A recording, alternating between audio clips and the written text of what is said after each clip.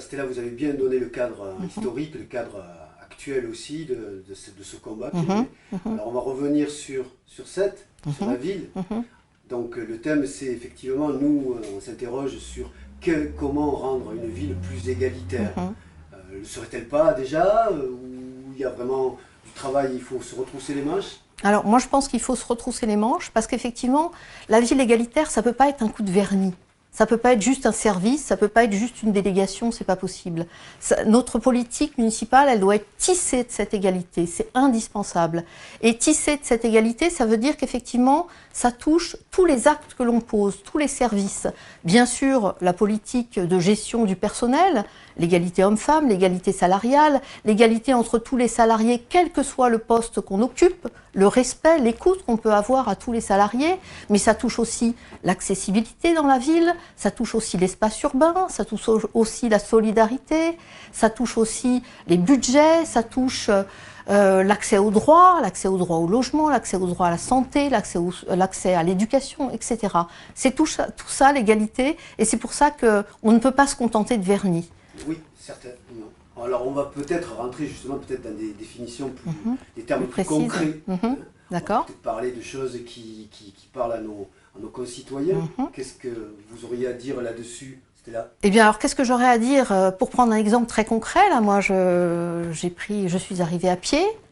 J'ai utilisé le trottoir pour venir, et quand on regarde l'espace urbain, par exemple, là il est aussi question d'égalité, même si on ne le voit pas au quotidien, parce que l'égalité c'est aussi pouvoir circuler partout. Or, quand on a une poussette, quand on est à mobilité réduite, eh bien c'est difficile de circuler. Et là je pense qu'il y a de grandes choses à faire, partout, mais à Sète aussi particulièrement.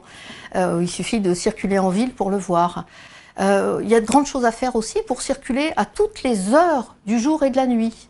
Et ça, c'est pas facile non plus, parce qu'il y a des questions d'éclairage, il y a aussi des questions d'architecture urbaine. Et ça, c'est important de le faire en fonction de ce que sont les gens réellement, en fonction de ce qu'ils vivent au quotidien. Ça ne peut pas se décider comme ça dans l'absolu. Il faut vraiment dialoguer avec les personnes, et ça, c'est essentiel. Et c'est pour ça que ça peut se faire pour chacun, pour chacune, mais en fonction d'un dialogue qui sera tissé avec les habitants. Je crois que votre tête de liste est donc une femme. Bien sûr. Véronique Kalueba. Je vais peut-être vous laisser terminer sur cette image-là.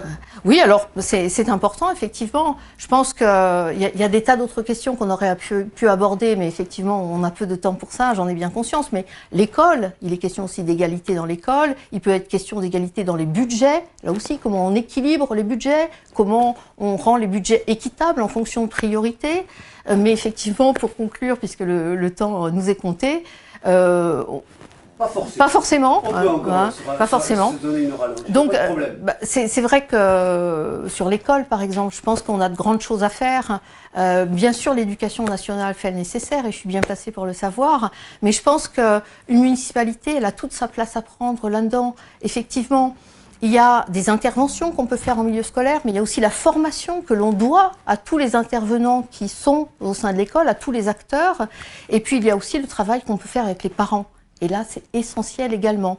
Et tout ça, pour moi, ça se tisse aussi en transversalité avec, bien sûr, notre projet écologique, avec notre projet de démocratie participative. Et je crois que vous avez reçu il y a quelques jours de ça Philippe Carabas et Laura Seguin qui parlaient de démocratie participative. Et ça me semble essentiel. On ne pourra pas faire les choses seuls, et surtout, on ne voudra pas les faire seuls parce qu'on veut que ça convienne à notre territoire. Donc c'est essentiel. Donc l'école, je le disais, les budgets, comment on équilibre les budgets, comment on les analyse. Et ça aussi, je pense que c'est essentiel. Une politique d'égalité, elle ne peut se faire qu'avec une évaluation de cette politique, avec des critères que l'on pose avec les habitants et qu'on analyse, parce qu'il s'agit effectivement d'étudier vraiment les choses de près. Merci d'avoir rappelé tout ce système. Bon, alors du coup, moi, même si on a fait un peu d'annonce déjà sur votre tête de liste...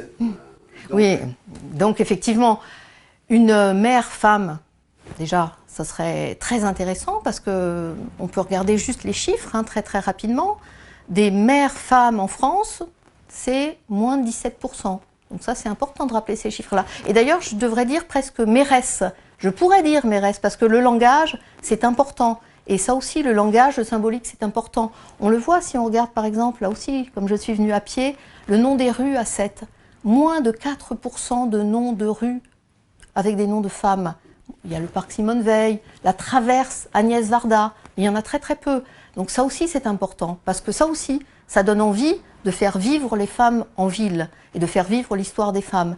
Mais donc pour revenir au langage et aux femmes mères, 17% en France, moins de 17%, 14% dans l'Hérault. Donc c'est incroyable, c'est vraiment très très peu.